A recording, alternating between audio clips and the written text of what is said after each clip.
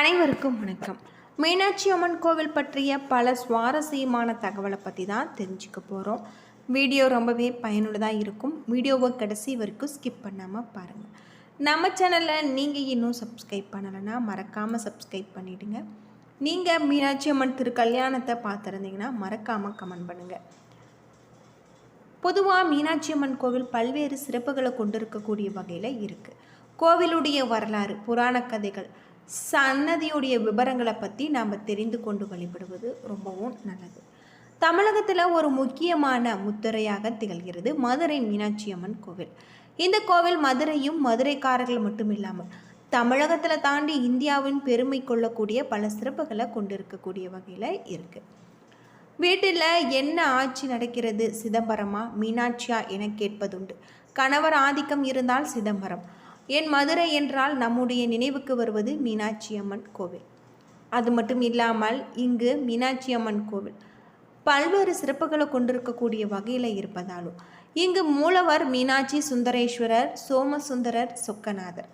அம்மன் மீனாட்சி அம்மன். தலை விரிச்சோம் அப்படின்னு பார்த்தா கடம்ப மரம், தீர்த்தம் அப்படின்னு பார்த்தா பொற்தாமரை குளம், தெப்பக்குளம். அது மட்டும் இல்லாமல் கிருதம்மாள் ஆறு, புறத்தொட்டி. அது மட்டும் இல்லாமல் தேவார பாடல் பெற்ற தலம், தேவார பாடல் பெற்ற பாண்டிய நாட்டு திருத்தலமாகவும் இருக்குது.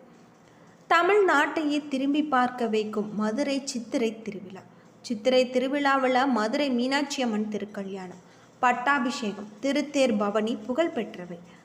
நவராத்திரி, ஆவணி மூல திருவிழா, தை தெப்ப திருவிழா, ஆடிப்பூரம் என பல்வேறு விசேஷ நாட்களில் மிக சிறப்பாக கொண்டாடப்படுது. சுந்தரேஸ்வரருக்கு மேலே இருக்கக்கூடிய விமானம் இந்திரனால் அமைக்கப்பட்டது. இந்திரனுக்கு நேர்ந்த கொலை பாவத்தை போக்கும் பொருட்டு பல தலங்களுக்கு சென்று வழிபட்டு வந்தார்.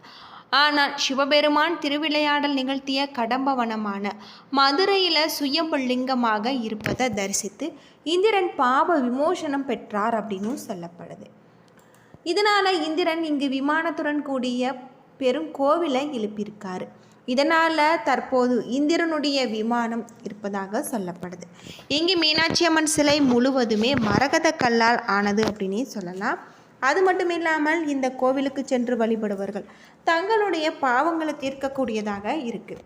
மீனாட்சி சுந்தரேஸ்வரரை தரிசிப்பதால் மோட்சம் கிடைக்கும் என்றும் இந்த தலத்தின் பூலோக கைலாசம் எனவும் அழைக்கப்படுது. இந்த தலத்தில் தரிசித்தாலோ, பெயரை படித்தாலோ, கேட்டாலோ முக்தி கிடைக்கும் என நம்பப்படுது. சுவாமி சன்னதி நுழையும் பொழுது வலது புறத்தில் இருக்கக்கூடிய நடராஜர் மற்ற கோவில்களில் இருப்பது போன்று இல்லாமல் இடது காலுக்கு பதில் வலது கால் தூக்கி நடமாடுகிறார். இங்கு மதுரை ஆண்ட ராஜசேகர பாண்டியன் நடனம் கற்றுத்தந்தார். அது மட்டும் இல்லாமல் அவர் சுவாமியை தரிசிக்கும் பொழுது, இறைவா, நான் நடனம் கற்பதற்கு மிகவும் சிரமப்பட்டேன். ஆனால் காலங்காலமாக வலது கால் ஊன்றி இடது கால் தூக்கி ஆடுகிறேன். எனக்காக இடது கால் ஊன்றி வலது கால் தூக்கி கால் மாறி ஆடக்கூடாதா? அப்படி நீ இதை செய்யாவிட்டால் நான் என் உயிரை இங்கு துறப்பேன் என்றிருக்கார். மன்னனின் வேண்டுகோளை ஏற்று நடராஜர் இங்கு இடது காலை ஊன்றி வலது காலை தூக்கி ஆடி அருளிருக்கார். நடராஜர் இருக்கக்கூடிய இடம் பஞ்ச சபைகளுக்குள் ஒன்றாக வெள்ளி சபையாக இருக்கு.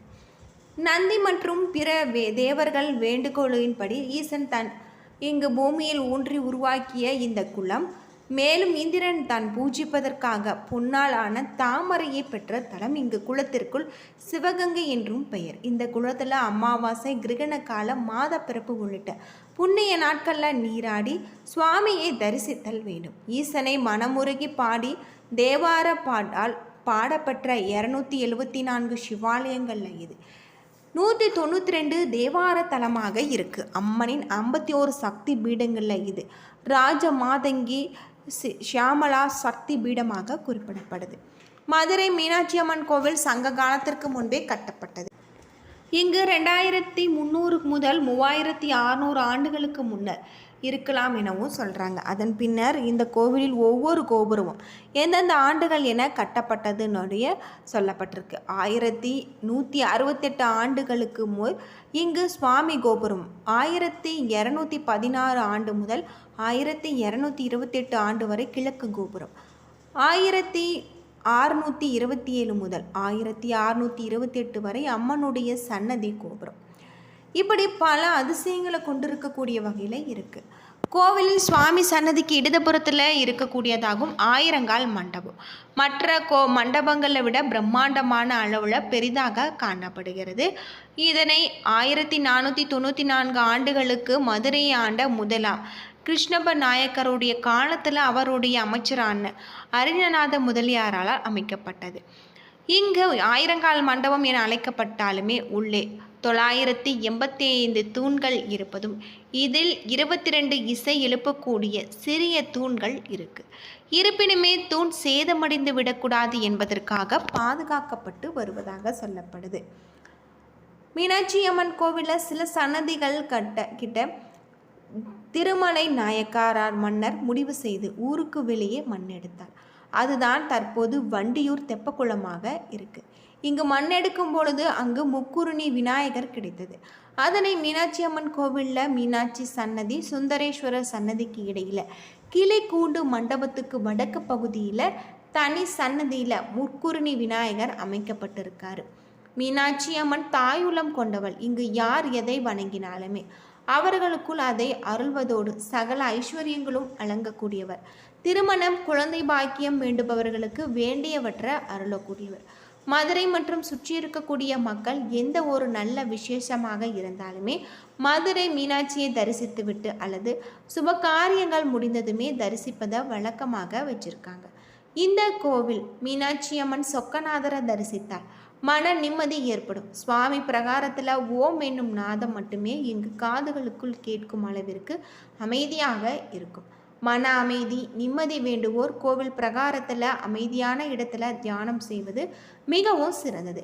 மிக பிரசித்தி பெற்ற மீனாட்சி அம்மன் கோவில் இதுவரை குறிப்பிடப்படி எந்த ஒரு தனி பிரசாதமும் இல்லை.